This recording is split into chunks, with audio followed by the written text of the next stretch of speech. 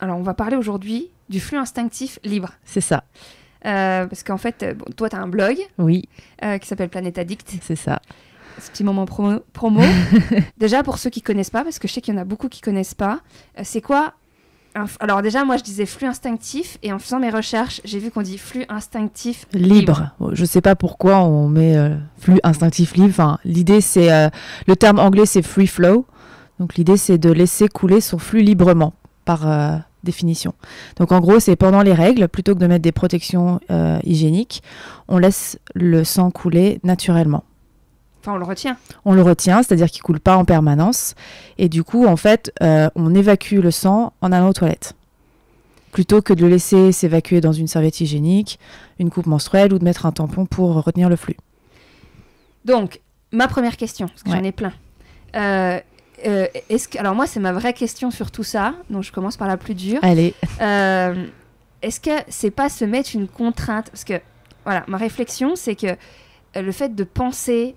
Alors, je sais qu'après coup, on n'y pense plus, mais le fait de se dire au début, faut que je retienne... On a déjà plein de charges mentales dans la vie, tu vois, et de se dire, bon, allez, là, maintenant, il faut que j'apprenne à contrôler mon... Tu vois, on est dans le contrôle. Ouais. Bah, moi, je le vois pas comme une contrainte, parce qu'en fait, on a le choix. C'est vraiment une décision à prendre pour soi-même. Est-ce qu'on veut essayer cette pratique ou pas? Donc déjà, si on le voit comme une contrainte, c'est sûr, pas forcément se mettre à essayer ça si ça nous convient pas. Si on a des protections hygiéniques qui nous conviennent, voilà. Moi, c'est juste que par la force des choses, c'est venu et je me suis dit, tiens, je vais tenter. Pendant longtemps, j'avais lu des articles et ça m'intriguait. Je me suis dit, c'est impossible, j'y crois pas du tout. Et en fait, un jour, par la force des choses, j'ai tenté le coup. Il y a combien de temps? Ça fait plus de 4 ans maintenant. Ah oui, quand même. Ouais. Voilà, on a quand même quelqu'un qui a de l'expérience. Voilà, avec mon propre flux. Après, je peux pas parler au nom de tout le monde, mais donc pour moi, c'est pas une contrainte. C'est vrai que ça demande, j'allais dire le coup de main, c'est pas vraiment le terme, mais ça demande un peu d'attention au départ. Et donc, genre au bout de combien de cycles? Franchement, je pense que ça dépend de chaque personne. Moi, au bout de 2 cycles, c'était OK. Mais après, le premier conseil quand on veut se mettre au flux instinctif libre, c'est de commencer avec un cycle où on va être tranquille chez soi. Parce que c'est sûr que si on le fait un cycle où on court partout, où on va au travail, où on a des activités quelles qu'elles soient, en fait, on va se mettre dans du stress et là, ça va devenir une charge mentale supplémentaire et on va pas être dans des bonnes conditions. Parce que c'est une méthode qui repose sur l'écoute de soi et les premiers temps, il faut être le plus détendu possible pour justement être en capacité de prendre le temps, de s'écouter, d'être chez soi pour avoir les toilettes à côté, pour voir par soi-même en fait à quelle fréquence le flux coule, qu'est-ce qui coule. Oui, parce que pour quelqu'un comme moi qui ne le pratique pas, Ouais. pour être plus simple pour les gens, c'est vraiment de se dire, en fait, comme une envie de faire pipi. C'est ça. À un moment donné, je sais que là, j'en ai un peu trop. Ouais. Je vais aux toilettes et je libère. Ouais. En fait, selon les personnes et selon aussi le type de protection menstruelle utilisée, par exemple, quand on utilise, les personnes qui utilisent des serviettes hygiéniques, moi, c'était pas du tout les protections que j'utilisais auparavant. Je sais que pour certaines personnes qui utilisent la coupe menstruelle, ça le fait aussi. Elles sentent déjà quand ça coule. C'est-à-dire qu'il y a des personnes qui sentent que ça coule au niveau du vagin ou des personnes qui sentent quand ça arrive dans la culotte. Et en fait, une des choses qu'il faut savoir, c'est que le flux ne coule pas de manière discontinue. Oui. Enfin, de manière continue. Au contraire, celles qui ne le savent pas, c'est celles qui souvent ont des tampons ou des c'est cups. ça, exactement. Et moi, j'ai toujours été sous tampon et sous cup, donc je me rendais absolument pas compte. Non, moi, les serviettes hygiéniques, c'était pas du tout mon truc. Il y a deux écoles. Voilà, donc c'est vrai qu'en fait, on a l'impression qu'on perd du sang en permanence, alors que pas du tout. C'est vraiment par à-coup. Donc l'idée, c'est effectivement d'être à l'écoute et de sentir quand en fait on sent que ça va couler, et dans ce cas-là on retient un petit peu avec le périnée, donc on contracte le périnée. Là je contracte le périnée alors que je parle, forcément j'en parle. Moi j'ai lu qu'en fait c'était plus alors moi j'ai lu que ça avait rien à voir avec le périnée, que c'était plutôt au niveau de l'utérus, qu'il y a beaucoup de nanas qui se concentrent sur le périnée, mais qu'apparemment c'est plus ça n'a rien à voir avec le périnée. Alors moi je suis pas du tout experte, donc je vais pas m'avancer là-dessus. Moi j'avais entendu que c'était le périnée, et en fait c'est un peu comme si j'ai une forte envie de faire pipi et que je contracte pour retenir. Ouais. J'utilise les mêmes muscles parce que enfin là, si on me demande de contracter l'utérus, je saurais pas comment faire. Donc en fait, oui. voilà, Moi, je connais. Pour moi, c'est le périnée. En fait, c'est les muscles du vagin, en fait, enfin le périnée, du coup, ça active les muscles du vagin qui du coup vont retenir le flux le temps d'aller aux toilettes. Donc l'idée, c'est vraiment ça. Donc on peut s'en rendre compte, on sent que ça commence à couler, ou on sent que la culotte devient un petit peu mouillée, du coup on retient et là on va aux toilettes et là ça coule. Donc ma grande question est celle qu'on en lit beaucoup, c'est le flux abondant. Alors moi j'ai pas un flux abondant, voilà. Déjà. Donc je vais pas être la plus à même de répondre pour les personnes qui ont un flux abondant. Parce que c'est vrai que quand tu dis on le sent venir, etc. Alors moi qui ai un flux abondant, vu qu'on est dans la confession, je me suis déjà amusée depuis qu'on en a parlé, depuis que je connais le principe. Je me suis déjà amusée parce que pour le coup, j'ai pas de volonté à vouloir. Mais tant mieux si j'y arrivais. Mais c'est vrai que par exemple, le premier jour ou le deuxième, qui est vraiment fort en débit, je me suis amusée à retenir un peu. Mais en fait, au bout de 20 minutes, je vais aux toilettes. Et c'est une cup limite qui tombe, quoi. Ouais. J'exagère, mais... et donc, du coup, je me dis, si j'étais vraiment pas chez moi, pour le coup, je me vois pas me retenir plus d'1 heure, quoi. Alors après, justement, ça vient en faisant. C'est-à-dire que pareil, moi, la première fois que je l'ai fait, j'étais à côté des toilettes. Enfin, j'étais pas très loin des toilettes. Et j'y allais à peu près toutes les 20 minutes pour justement tester, parce que j'avais l'impression que ça coulait. Enfin, j'étais pas du tout alerte, en fait. Je savais pas comment mon corps réagissait, et à chaque fois j'avais peur, et puis une fois sur deux il y avait rien qui coulait. Et après effectivement, quand après on va couler, c'est comme quand on vide sa coupe menstruelle, en fait. Il y a une bonne quantité qui va tomber au même moment, et en fait déjà au deuxième jour de pratique ça allait mieux, et au deuxième cycle, en fait, par les circonstances, mon premier jour de règles, ça arrivait un jour où j'avais une amie qui venait en visite à Paris. On avait prévu d'aller marcher dans Paris. Donc c'était le gros challenge. Je suis restée dehors pendant 4 heures. Et en fait, quand on est face à la contrainte externe, on se rend compte que le corps le fait naturellement. Et en fait, c'est ça, c'est que tu disais justement, je me suis amusée à tester et tout. Déjà, c'est bien parce que tu as vu que tu arrivais à retenir et à relâcher. Donc, c'est déjà une bonne chose. On s'en rend compte. Ça, c'est plus pour les plus jeunes qui n'ont peut-être pas encore leurs règles et qui se posent des questions ou qui viennent de les avoir. C'est vrai qu'on s'en rend compte quand on n'a pas de protection au début, qu'on ne connaît pas son cycle, que...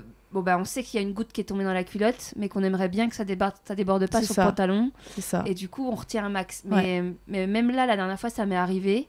Elles sont arrivées plus tôt que prévu. Et du coup, j'étais en rendez-vous, j'avais pas le temps. Je suis quand même allée j'avais des serviettes lavables dans mon sac à main. Mais j'ai pas pu retenir plus de... Ouais, mais parce que tu n'étais pas entraînée avant et que tu étais dans une situation qui était stressante. Donc voilà, c'est parce que justement, c'est pour ça que vraiment l'ordre pour le faire, c'est d'avoir déjà un premier cycle où on est tranquille. Et aussi de se mettre dans les conditions, c'est-à-dire justement de ne pas se mettre en mode « Ah, je teste histoire de voir ». C'est vraiment se dire « Non, j'y vais, du coup, je n'ai pas de protection, donc je ne mets pas de serviette, je ne mets pas de papier dans la culotte, je ne mets rien. » Parce que inconsciemment, en fait, le fait de savoir qu'on a une protection quelconque, le cerveau le sait, et on va être moins alerte parce qu'on dit « Ah j'ai une porte de sortie ». Ça me fait penser à l'incontinence. Non, mais c'est vrai, parce qu'il paraît que... moi, je sais que pour avoir travaillé avec les personnes âgées, qu'en fait, on évite de leur mettre la couche le plus tard possible, le change, parce que sinon ils savent qu'ils ont le change, donc ils prennent plus le temps de se... C'est un peu l'idée, non, mais c'est vrai. Et du coup, on se met dans ces conditions-là, parce que si pour le premier cycle, effectivement, on est en train de courir partout et que on met un papier dans la culotte histoire d'eux, c'est là, en fait, où finalement, on va complètement rater l'expérience, et ça va nous conforter dans l'idée que c'est pas fait pour nous. Alors que il faut vraiment prendre le temps de tester sur 1 ou 2 cycles où on est tranquille, et de voir, quand on se met dans les bonnes conditions, si là on arrive. Et au fur et à mesure, en fait, on se rend compte qu'on va de moins en moins souvent aux toilettes. Et par exemple, pour ma propre expérience, maintenant, en fait, c'est beaucoup plus calé, où j'ai envie de faire pipi, j'y vais, et ça sort à ce moment-là. Et on a du recul là-dessus, parce qu'il y a une question aussi que j'ai vue à pas mal d'endroits, c'est le côté médical. Est-ce que c'est conseillé de... J'en sais rien. Est-ce que... Alors, peut-être justement, c'est naturel qu'au bout d'un moment, ça se réduise le flux. Est-ce que c'est conseillé ou pas? Parce que peut-être, tu sais, il y a quand même une symbolique d'évacuer son sang, de libérer un peu tout ça. Après, comme c'est des techniques assez récentes, il n'y a pas énormément de recherches sur le sujet. Moi, je sais que ce que j'avais lu au moment où je m'y étais mise, c'était les premières réactions de certains médecins ou gynécologues qui disaient que c'était pas bon parce que on retenait le sang dans le vagin trop longtemps et que ça faisait des risques d'infection ou je sais pas quoi, ou que c'était pas bon de contracter le périnée, tout ça. on avait les mêmes types de réactions au début de la coupe menstruelle. Au final, on se rend compte que ça va. Il y a toujours un scepticisme au départ et une information alarmante. Mais pour les questions, par exemple, de risque de garder le sang, déjà, on le garde beaucoup moins longtemps que si on avait un tampon ou une coupe menstruelle, parce qu'une coupe menstruelle, on la garde généralement en 4 heures. Voire, moi, quand j'avais la coupe menstruelle, vu que j'ai pas un énorme flux, je la gardais plutôt pendant 8 heures, voire plus, parce que je l'oubliais.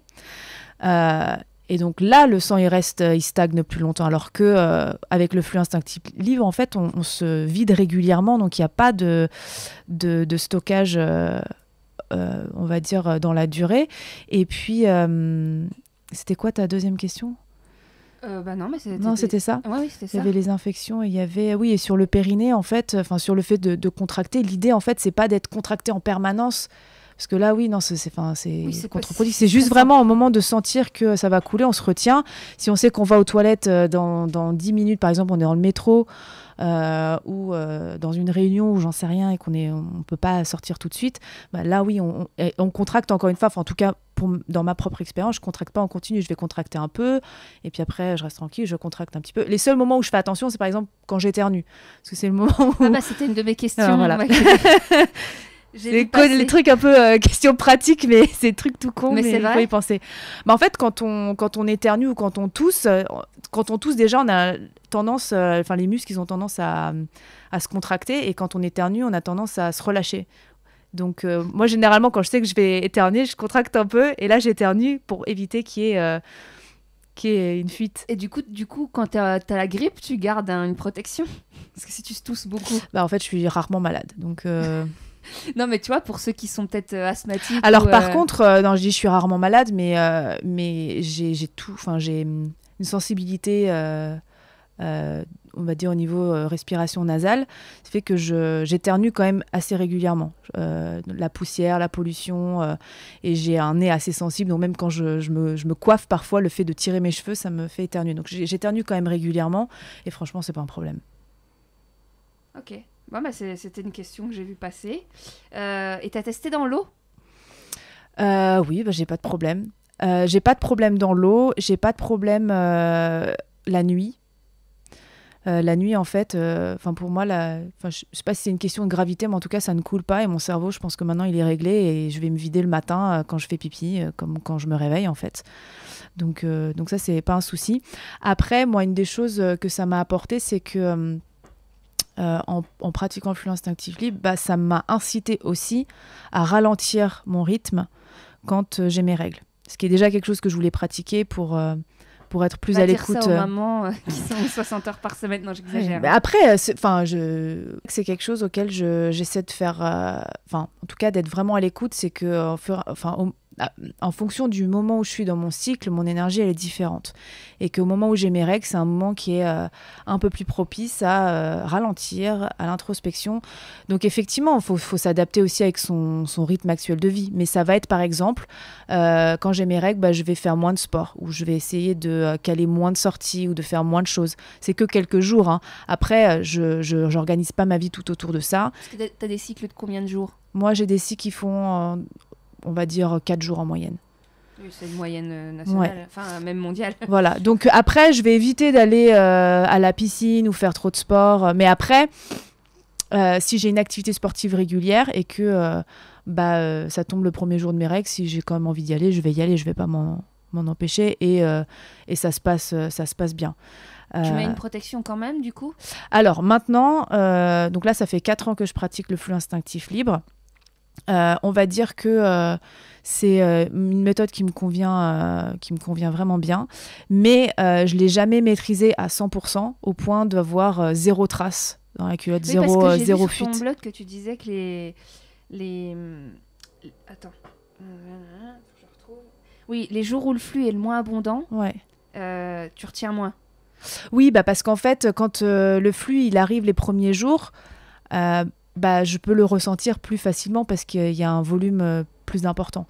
Les jours suivants où je suis plus en flux très, très léger ou en spotting, je le ressens moins forcément. Donc là, j'ai un peu plus de risque de tâches. Donc c'est une méthode qui me convient bien, mais justement maintenant en fait j'utilise des culottes menstruelles pour pallier en fait au fait d'avoir des risques de fuite.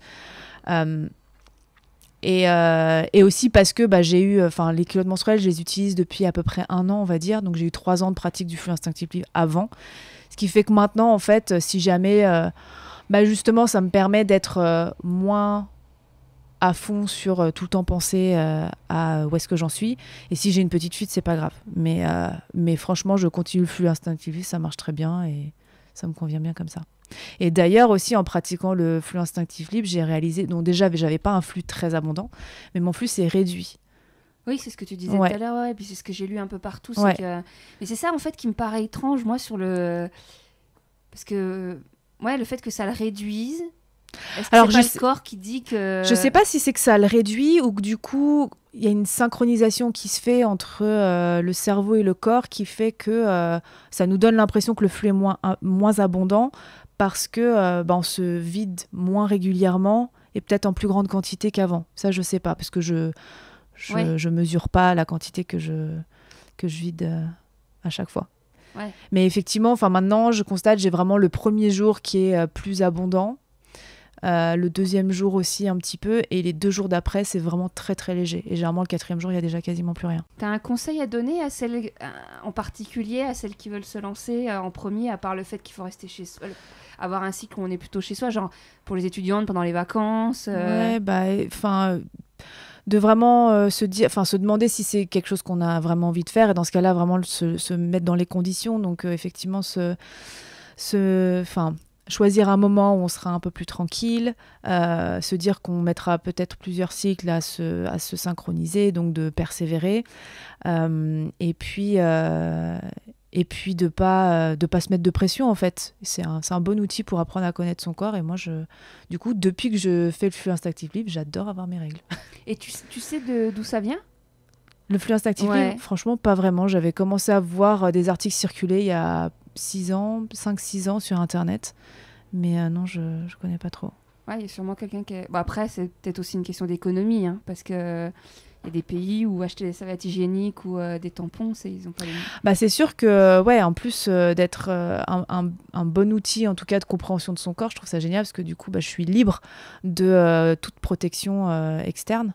Bon, je disais j'ai des culottes menstruelles, mais voilà j'en ai 3 et en fait à part ça j'ai besoin de aucune protection, donc pas de déchets, pas de pollution, pas de risque d'avoir des produits toxiques dans ma culotte. Enfin voilà, j'ai vraiment une liberté à ce niveau-là, ça fait des économies. Et moi je trouve que c'est vraiment une belle méthode. Bon merci. Je t'en prie. Si vous avez aimé cette interview, nous vous invitons à vous abonner à la chaîne YouTube ainsi qu'à tous les réseaux sociaux du site internet lesbridget.com que vous trouverez dans la description. Si vous voulez tester le flux instinctif libre ou tout simplement les culottes menstruelles, nous vous recommandons la marque Fempo, une marque française que nous avons testée et largement approuvée, que vous ayez un flux abondant ou non. Pour cela, nous avons un code promo de 10% sur votre première commande. Le code promo est lesbridget en toutes lettres, 19 le chiffre, lesbridget 19. Et enfin, si vous voulez en savoir plus, retrouvez dans l'article et la description le lien vers l'article du blog d'Emma, du blog Planète Addict.